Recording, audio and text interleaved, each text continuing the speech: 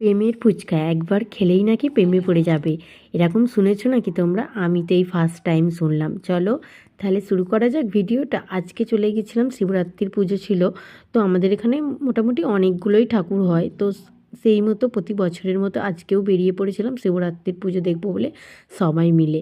চলে গেছিলাম পাড়ার ঠাকুরটাকে দর্শন করে পাশের পাড়ায়। আর আমাদের এখানে জানো তো একটু একটু ছাড়া ছাড়াই অনেকগুলোই ঠাকুর আসে।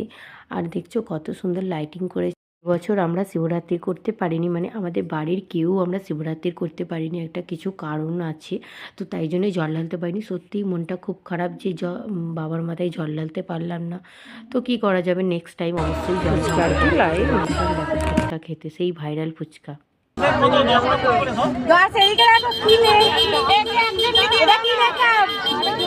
ভাইরাল হয়ে যাবে প্রেমের ফুচকা একবার